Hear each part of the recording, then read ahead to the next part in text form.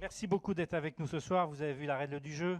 15 minutes d'échange, alors ça va jusqu'à 17, mais pour l'instant l'équité est tenue et elle sera tenue jusqu'à la fin de cette soirée. Sur la politique de vélo, alors la candidate Rachida Dati n'est pas là ce soir, merci de la représenter. On voudrait d'abord que vous puissiez un peu nous dire quelle est sa conviction par le vélo, parce que à la fois son absence, mais aussi quelques déclarations ont un peu troublé les passionnés du vélo. J'en prends une, mais il y en aurait quelques autres. La contrepartie du vélo, c'est des embouteillages à l'infini. Est-ce que, déclarer ça sur Europe 1, est-ce qu'elle a changé sur le vélo? Quelle est sa philosophie pour commencer cet entretien? Oui, ça serait très sarkozyste de dire j'ai changé, mais... J'avais oublié de mettre, voilà. Ah bon, alors attention, on le secondes. Merci de votre vigilance, monsieur. Voilà. Donc écoutez, merci. Rachida Dati m'a demandé de la représenter ce soir. Elle a tenu à avoir un mot pour vous ce matin chez Jean-Jacques Bourdin. Je ne sais pas si vous le savez, où elle a cité Paris en selle en disant qu'elle adhérait totalement à la philosophie de votre projet. Donc je tiens à... Voilà, elle a tenu à avoir ce mot et je vais revenir dessus, ne riez pas. Et elle m'a demandé de la représenter, bon, aussi sûrement parce que parfois elle me dit Nelly, vous n'avez pas des sacs à main, vous avez des vélos cargo, vélos hollandais, parce que j'ai peut-être une connaissance plus intime qu'elle de ce mode de déplacement. Vous êtes une cycliste. Moi, je suis une cycliste et comme j'ai mes convictions personnelles, mais je vais vous expliquer qu'après, je pense qu'il faut dépasser ses convictions personnelles. Je déteste l'électrique. Je trouve que quand on a des jambes, c'est pour faire du vélo. Je fais 25 km par jour pour aller à mon travail. Mais c'est, voilà, on est sur un pari où tout le monde doit pouvoir se retrouver. C'est là-dessus que je vais revenir. Et puis, comme ce que vous voulez, c'est sa conviction personnelle, je vais quand même revenir sur ce... Vous vous réveillez un matin, vous avez une piste cyclable en bas de chez vous, parce que vous l'attendez tous. Alors, je le fais beaucoup moins bien, mais je vais revenir dessus, parce que je crois que c'est votre déclaration préférée. On était très contents. On a fait, je ne sais pas, des centaines de millions de vues sur les réseaux sociaux. Et franchement... Je pense que pour Rachida Dati, être un mème, c'est quand même un bel objectif de vie. Alors, je voulais revenir dessus parce que cette phrase, on l'assume, mais on l'assume dans sa globalité. Et elle l'a prononcée lors de l'émission Le Grand Jury, et je vous la donne en entier.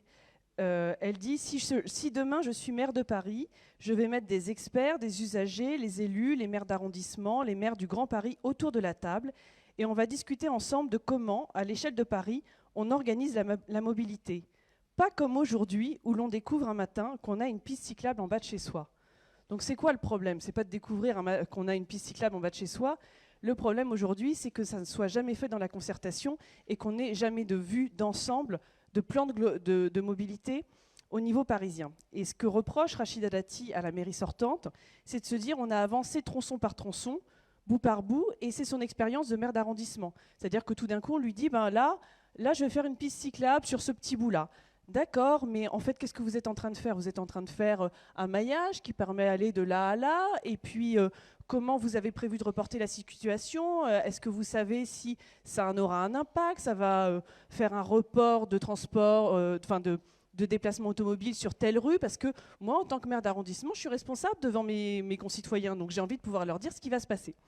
Alors, voilà. Donc là, vous nous dites concertation. Bon, non, c'est pour vous dire que... Une candidate a forcément des convictions. Sa conviction, en dehors de la concertation. Quelles sont ses convictions?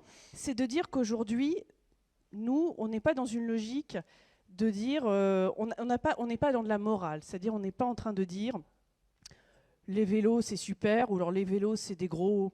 Ils roulent sur les trottoirs, et puis les trottinettes, c'est que des touristes américains à 5 sur la trottinette. On n'est pas sur un jugement de valeur. On se dit, en tant que responsable politique, mon rôle, c'est d'être gestionnaire de l'espace public. Et donc, c'est de dire... Une grande ville, la capitale, une métropole mondiale, elle va avoir une vocation d'accueillir et de gérer des flux, des millions de flux dans la journée, qui peuvent être des flux de transport en commun, qui peuvent être des flux de voitures, qui peuvent être des flux de livraison. Et puis j'essaye de concilier avec mes objectifs, qui bien sûr sont des objectifs écologiques, parce que, je veux dire, on est tous parents, à un moment, vous avez un enfant qui fait de l'asthme du nourrisson, enfin, je veux dire, vous n'avez pas envie de mettre en danger la santé de vos enfants. Mais il faut que ça soit réfléchi. Et c'est pour ça, elle dit, moi, mon projet, c'est sur les 6 premiers mois de la mandature, je lance une concertation pour faire un plan global de mobilité à l'échelle de Paris. Et ce plan, je le fais avec des experts de la mobilité, parce que franchement, je l'ai dit tout à l'heure, je pense que seul Cédric Villani a compris ce schéma. Enfin, en tout cas, c'est quand même, on voit que derrière, il y a de la réflexion et que ça ne se fait pas sur un bout de table. Donc, il y a des gens qui ont des idées sur la mobilité. Il y a les maires d'arrondissement, parce que c'est ceux qui sont plus près de leurs concitoyens. Il y a les maires des communes limitrophes, parce qu'aujourd'hui, on ne pense pas Paris en connexion avec la petite couronne et le Grand Paris. Et donc, on fait ces 6 mois de concertation avec tous ces acteurs. Et ensuite, on soumet le plan de mobilité au vote des Parisiens, et c'est à eux de décider. Et là où, ce matin, juste pour dire, quand ce matin, elle a dit « je suis d'accord avec vous », elle n'est pas arrivée en disant « moi j'adore le vélo, j'en fais tous les jours, je vais aller dire à Paris-en-Selle que je suis pour une ville 100% vélo ». Elle a dit « là où je suis d'accord, c'est que effectivement, vous le dites vous-même, il faut penser des grands axes de transit. Il faut se dire, par exemple, quand vous dites « je vais centraliser le centre de Paris », d'accord, mais qu'est-ce que vous faites de la rue de Rivoli ? Qu'est-ce que vous faites du boulevard Henri IV, qui aujourd'hui sont des grands axes de transit ? Où est-ce que ça va se reporter ? Qui seront les victimes ? Et ça, aujourd'hui, on ne le pense jamais. On ne dit jamais à l'avance, j'ai fait une étude d'impact, j'ai réfléchi, comment ça va se réorganiser. Non, le truc, c'est, aujourd'hui, ça va être l'enfer, mais vous inquiétez pas, dans 15 ans, c'est le paradis. Ben non, nous, on veut le paradis pour maintenant. Toutes les grandes métropoles qui sont confrontées à des problèmes de saturation de la voirie, à un moment font des choix. C'est des choix politiques, ce ne sont pas des choix de techniciens. Quelle est l'orientation politique ? C'est plutôt de réduire la place de la voiture, c'est plutôt augmenter la place du bus, c'est plutôt multiplier les pistes cyclables. Quel est le point de départ ? On n'entre pas dans une concertation comme ça. Nous, l'orientation, c'est la fluidité. C'est de dire, c'est la fluidité et l'ordre. Ben oui, non mais attendez, c'est pas grave, hein, vous avez le droit de pas être d'accord. Parce que c'est dire aujourd'hui, Paris, c'est l'anarchie dans la rue. C'est l'anarchie dans la rue parce que on oppose tous les usagers les uns aux autres. Voilà. Et on oppose le vélo à la trottinette, aux piétons. C'est extrêmement compliqué d'être piéton à Paris, d'autant plus avec les chantiers qui ont eu lieu. Il y a des rues où il faut faire des arbitrages, parce que si vous prenez la rue Saint-Maur, chez moi, dans le 11e arrondissement, vous ne passez pas avec une poussette ou en mobilité réduite sur les trottoirs. Et donc, les choix, c'est évidemment, on va sur une mobilité plus propre, elle l'a dit, mais qui n'est pas forcément contre la voiture, parce qu'on peut aller vers de la voiture électrique, et ça, c'est des choses, on l'assume, on n'y est pas opposé. Et puis, on va sur de la fluidité, parce que nous, effectivement, on a un mode de campagne qui est d'être tous les jours auprès de Parisiens, et notamment de collectifs de riverains, de collectifs d'habitants. Il ne s'est jamais autant créé de collectifs que pendant ces dernières années.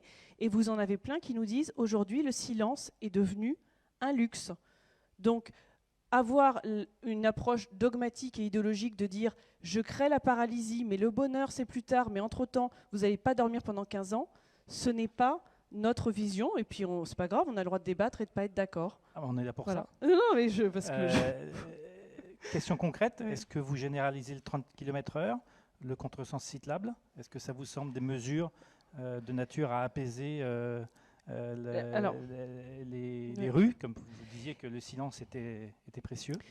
Nous, effectivement, dans les grands axes qu'on a et avec lesquels on est en phase avec vous, il y a l'idée d'avoir des grands axes de circulation, c'est-à-dire de repenser quels vont être les grands axes de trafic de transit traversant, et puis de faire de manière à apaiser certains quartiers, et notamment les petites rues. Et comme c'est vrai que votre exemple, tout le monde le reprend, parce que moi je suis là depuis un moment, donc j'ai entendu, mais c'est vrai que l'histoire des applications type Waze qui amènent à des stratégies de contournement, elles sont venues polluer un certain nombre de rues. Mais nous, notre logique n'est pas de dire je bloque, parce que ce qu'on reproche à la municipalité actuelle, c'est d'avoir bloqué les grands axes de circulation. Parce que d'un autre côté, elle a dit je bloque, bon, la voiture va partir toute seule d'elle-même. Dans les faits, on voit que les années passent et ça ne passe pas, et c'est une dégradation pour les habitants de Paris. Voilà. Vous parliez tout à l'heure d'anarchie dans les rues de Paris. Qu'est-ce que vous faites pour contrôler ? Est-ce que vous faites une police municipale dédiée à la circulation ? Est-ce que vous confiez à la préfecture de police, est-ce que vous demandez à la préfecture de police d'être plus autoritaire ? Comment vous faites ? Alors, nous, il y a une logique d'aménagement, c'est-à-dire qu'aujourd'hui, de poser des règles et de réaménager, avec comme grands axes la place des piétons, qui aujourd'hui doit être pensée et qui n'a pas été assez pensée dans la largeur des trottoirs, quand il y a des travaux, le fait qu'on ne reste pas embourbé quand on est avec une poussette dans des trous parce que c'est en chantier. Et quand on a des travaux, on dit qu'il faut qu'il y ait un itinéraire qui soit indiqué pour les personnes qui ont plus de mal à se déplacer. Donc il y a un volet qui est de l'ordre de l'aménagement et puis il y a un volet qui est de l'ordre de la régulation de la place publique. Effectivement, nous sommes pour une police municipale armée qui aura comme but d'être dédiée à la délinquance, à la lutte contre la délinquance du quotidien.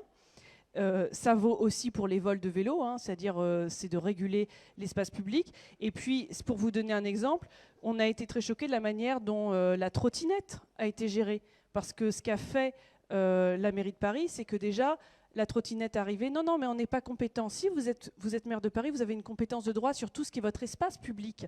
Et aujourd'hui, moi, je suis encore choquée. Hier, j'ai encore vu un père de famille avec un nourrisson en porte-bébé sur une trottinette qui m'a doublé alors que j'étais à vélo. Donc on est à plus d'1 an et l'appel d'offres qui est porté par la ville de Paris, ce qu'on constate que c'est la ville de Paris se place en régulateur économique, donc se dit quand même principalement que son rôle c'est de réduire le nombre d'acteurs économiques qui sont sur le marché de la trottinette. Nous on pense qu'on doit se placer en régulateur de l'espace public et quand vous me disiez quelles sont les priorités, je pense qu'à un moment il faut se poser la question aussi du nombre de véhicules qui sont sur place. Et là-dessus, il doit y avoir un pouvoir de régulation. Aujourd'hui, la trottinette, c'est entre 20 000 et 30 000. Enfin, les chiffres officiels, c'est 20 000, mais il paraît que les opérateurs de free floating nous disent qu'on peut être plus à 30 000. Bon, le Vélib, c'est 12 000. Vous voyez très bien ce que ça a été, le Vélib, en termes d'occupation de l'espace public quand c'est arrivé. Là, vous avez un nouvel acteur qui arrive. On est à plusieurs mois, plus d'1 an après, et vous n'avez toujours pas de règles, ni en termes de sécurité routière, ni en termes d'espace public. Moi, j'emprunte très régulièrement la rue de Rivoli. Je trouve que la piste cyclable de la rue de Rivoli a double sens, où on est doublé en permanence. C'est la première fois de ma vie que je suis rentrée dans un vélo, parce que entre les camions de livraison, et pourtant il y a une police qui est présente, je dois le dire, sur cet axe-là. Bon, ça ne nous apparaît pas régulé. Voilà, donc, vous parlez beaucoup de régulation. Est-ce que, par exemple, vous seriez prête à faire un péage urbain pour réguler le trafic automobile ? Non, on n'est pas favorable au péage urbain, ça je le dis, parce que aussi on considère que par rapport aux gens qui ont dû quitter Paris pour des questions souvent financières et qui continuent de travailler à Paris, il peut y avoir un effet qui ont en fait une double peine pour ces populations qui peuvent être de classe moyenne ou plus populaires. Et aujourd'hui, vous n'avez pas, et je peux vous dire, non, mais on va tout régler par du transport en commun. Vous savez très bien, comme moi, le rythme auquel avance le Grand Paris Express. Donc, ça veut dire que vous faites une sanction tout de suite, sans solution, avec des solutions à long terme. Et donc, on n'y est pas favorable. Après, il y a un autre sujet qui nous semble important, qui est la question de la connexion, effectivement, avec la petite couronne. Aujourd'hui, à la fois, vous n'avez pas de voie facilitée pour les gens qui viennent de Petite Couronne sur le dernier kilomètre. Et donc, on est favorable, comme vous, à ce qu'il y ait des parkings à vélo sécurisés aux abords des grandes gares. Et par ailleurs, vous n'êtes pas... la sortie de Paris est compliquée. Et nous, vous savez que dans notre programme, enfin, vous ne savez pas, mais je vous le dis ce soir, on a un vrai plan sur les bois, parce qu'on considère que ce n'est pas la peine de tout raser dans Paris pour faire un Central Park. On va déjà essayer d'avoir des bois qui sont accessibles aux familles et aux Parisiens. Et il nous paraît anormal qu'on ne puisse pas avoir des axes de circulation douce pour aller vers nos deux bois, et notamment dédiés aux enfants. Alors, j'ai vu votre objectif de faire que les enfants puissent rouler dans Paris. Alors, en tant que mère de famille, ça me paraît encore un objectif lointain, mais je dirais, même si on avançait beaucoup, parce que c'est vrai qu'il y a, ne serait-ce que par la population qui est les vélos, les trottinettes, il y a quelque chose à penser. Mais en tout cas, si on pouvait atteindre les bois en famille, ça serait un vrai pas. Voilà. Est-ce que vous pensez qu'une collectivité comme la mairie de Paris doit inciter financièrement à l'acquisition de vélos, qu'ils soient électriques ou mécaniques ? Oui, aujourd'hui, il y a déjà des aides. C'est plutôt la région qui aide sur le vélo cargo. Moi, je peux vous dire à titre personnel, parce que parfois, il faut dire ce qui est bien fait. J'ai eu une aide de la mairie de Paris. Et si j'avais acheté en décembre, je suis un peu déçue, j'aurais eu une double aide de la région. Effectivement, ça... On peut pas se plaindre parce que c'est... Et sur l'électrique, nous, on a... de toute façon, on pense qu'il faut prendre le pas de l'électrique. Et c'est pour ça qu'on propose de multiplier les bornes de recharge électriques dans les parkings de la ville, qu'ils soient publics ou du parc social, et dans les acteurs avec lesquels on discute dans le cadre de l'élaboration du projet, on nous dit qu'on va sur des bornes qui pourraient être multimodales et donc faire différents types de modes de déplacement, et donc on prend le pas de l'électrique. Dernière question que j'ai posée à tous les candidats, ou en l'occurrence représentante de la candidate. Vélib, qu'est-ce que vous faites pour améliorer le service? Est-ce que vous le pérennisez? Est-ce que vous faites autrement? Enfin, quelle est votre position? C'est vrai que Vélib, ça avait été la grande réussite du mandat de Bertrand Delanoë, et ça a été la grande déception du mandat d'Anne Hidalgo. Il faut se réinterroger. Je pense qu'il y a beaucoup de Parisiens qui au moment, parce que quand vous êtes privé pendant 1 an d'une offre de service, vous évoluez, et donc il y a probablement eu un report d'achat de vélos individuels. Donc il faut, en tout cas, ça ne fonctionne plus comme ça l'a été. Qu'est-ce que vous faites alors? Donc moi, la question serait de savoir si est-ce que les Parisiens se satisfont d'une offre free floating qui serait encadrée, ou alors est-ce qu'ils souhaitent avoir encore une offre de service public? La question n'est pas tranchée et elle pourra être discutée dans le cadre de cette concertation. Mais l'hypothèse serait sur la table de mettre fin à un tel service? L'hypothèse, si on constate que le coût financier comparé à l'utilisation s'est amoindri, et moi je prends mon cas particulier, j'ai été sur du Vélib pendant 10 ans, et puis quand vous ne pouvez plus accéder au service pendant plusieurs mois, vous achetez un vélo individuel. Je crois que c'est des situations qui se sont multipliées, et donc il faut regarder si l'offre elle est encore attendue. Merci beaucoup. J'ai cru comprendre que vous étiez nostalgique de l'époque de Delanoë, non, de ce point de vue-là?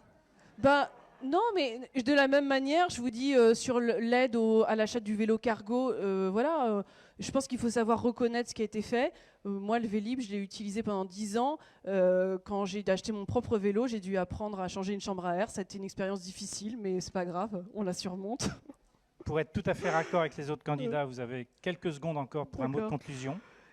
Écoutez, le mot de conclusion, c'est que on n'est pas sur une école. Enfin, c'est l'élection où tout le monde dit je suis plus écologiste et plus vert que les autres. C'est pas notre étendard idéologique, parce que Rachida Dati, vous la connaissez peut-être pas, mais elle est dans le pragmatisme. Après, elle, sa réalité, c'est d'améliorer le quotidien des gens et de les écouter. Et si à un moment, elle apporte des solutions concrètes, sans vous tenir un discours écologique et sans je ne suis pas venu vous tenir des éléments de langage pour vous flatter. Je pense que je vous ai tenu un discours de vérité comme elle.